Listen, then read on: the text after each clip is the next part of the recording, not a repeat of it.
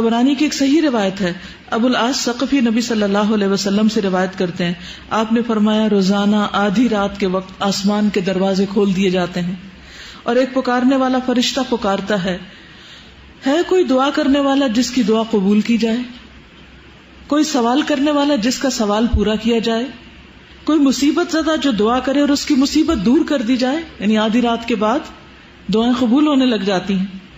اللہ عز و جل ہر دعا کرنے والے مسلمان کی دعا قبول فرماتا ہے سوائے زانیہ کے جو اپنی شرمگاہ کے ذریعے غیر مرد کو سیراب کرتی.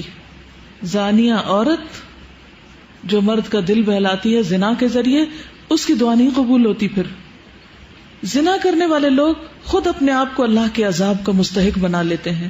عبداللہ بن عباس کہتے ہیں رسول اللہ صلی اللہ علیہ وسلم نے فرمایا جب کسی بستی میں زنا اور سود عام ہو جائے تو گویا اس بستی کے لوگوں نے اپنے آپ کو اللہ کے عذاب کا مستحق بنا لیا کہ ان پر کسی بھی طرح کا عذاب آ جائے.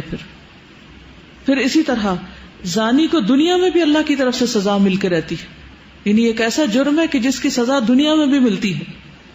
حضرت انس کہتے ہیں رسول اللہ صلی اللہ علیہ وسلم نے فرمایا 2 گناہ ایسے ہیں جن کی سزا میں جلدی کی جاتی ہے اور دنیا ہی میں دے دی جاتی ہے. نمبر 1 زنا اور نمبر 2 والدین کی نافرمانی، ماں باپ کی بات نہ ماننا. اور آپ دیکھیے کہ جو شخص ایسی بیماریوں میں مبتلا ہو جاتا ہے، یعنی زنا جیسی بیماری میں مبتلا ہو جاتا ہے، تو پھر اس کو ایمان کیسے رخصت ہوتا ہے؟ اس گناہ کو چھپانے کے لیے جھوٹ پر جھوٹ بولتا چلا جاتا ہے. ایک نہیں کئی ایک جھوٹ بولتا ہے. اور جب کوئی انسان جھوٹ بولتا ہے تو اس کے منہ کی بدبو سے فرشتہ کئی میل دور اس سے چلا جاتا ہے. اس سے اللہ سبحانہ وتعالیٰ کی پروٹیکشن ہٹ جاتی ہے اور وہ شخص ذلیل ہو کر رہتا ہے. دنیا میں بھی انسان پر طرح طرح کی بیماریاں اور طرح طرح کے مصیبتیں نازل ہوتی. پھر بڑھاپے کی عمر میں زنا کرنا اللہ کے غضب اور غصے کو بھڑکاتا ہے. اللہ تعالیٰ قیامت کے دن 3 لوگوں سے بات نہیں کریں گے غصے کی وجہ سے، اور نہ جنت میں داخل ہونے کے لیے پاک کریں گے. ابو معاویہ حدیث کے راوی نے کہا اور نہ ہی اللہ سبحانہ وتعالیٰ ان کی طرف نظر کرم فرمائیں گے اور ان کے لیے دردناک عذاب ہے. نمبر 1 بوڑھا زانی، دوسرا جھوٹا حکمران، اور تیسرے متکبر فقیر. پھر اسی طرح جس بستی میں زنا عام ہو جائے وہاں موتیں بہت ہونے لگتی ہیں، موت کی کثرت ہو جاتی، قتل کی کثرت ہو جاتی. پھر اسی طرح کسی بھی غیر حاضر شخص کی بیوی سے زنا کرنے والے شخص پر اللہ تعالیٰ قیامت کے روز ایک سانپ مسلط کر دیں گے. یعنی کسی عورت کا شوہر کہیں گیا ہوا ہے اور ظاہر ہے کہ ہسبینڈ کا یہ کام ہے کہ بیوی کو پروٹیکٹ کرے، اور وہ اکیلی ہے، تو اس کو اکیلا پا کر کسی نے اس کے ساتھ اگر برائی کی تو ایسا شخص قیامت کے دن اس انجام سے دوچار ہوگا. عبداللہ بن عمرو کہتے ہیں رسول اللہ صلی اللہ علیہ وسلم نے فرمایا جو شخص کسی غیر حاضر آدمی کی بیوی کے بستر پر آ کر بیٹھتا ہے اس کا انجام اس شخص جیسا ہے جسے قیامت کے روز زہریلے سانپوں میں سے ایک سانپ ڈسے گا. پھر ہمسائے کی بیوی سے زنا کرنے کا عذاب یا اس کی سزا کسی بھی دوسری عورت کے ساتھ زنا کرنے سے 10 گنا زیادہ ہے، کیونکہ ہمسایوں کا حق ہمسائیگی بھی پامال کیا گیا. حضرت مقداد بن اسود کہتے ہیں رسول اللہ صلی اللہ علیہ وسلم نے اپنے صحابہ سے دریافت فرمایا زنا کے بارے میں تمہارا کیا خیال ہے؟ صحابہ نے عرض کی زنا کو اللہ اور اس کے رسول نے حرام قرار دیا ہے، لہذا وہ قیامت تک حرام ہے. پھر آپ صلی اللہ علیہ وسلم نے صحابہ کرام سے فرمایا ایک آدمی اگر 10 عورتوں سے زنا کرے تو یہ گناہ اس سے کم ہے کہ آدمی اپنے ہمسائے کی بیوی سے زنا کرے. ہمسائے کی بیوی سے زنا ایک تو حق ہمسائیگی پامال ہوتا ہے، اس کے علاوہ کیا وجہ ہے کہ اس کو کیوں زیادہ برا کہا گیا؟ اعتماد کا رشتہ ہوتا ہے اور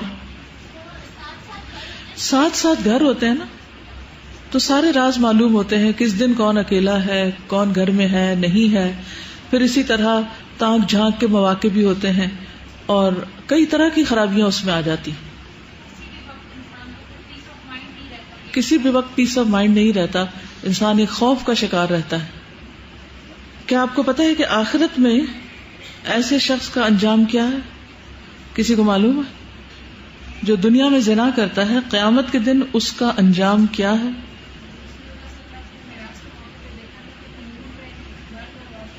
شابش.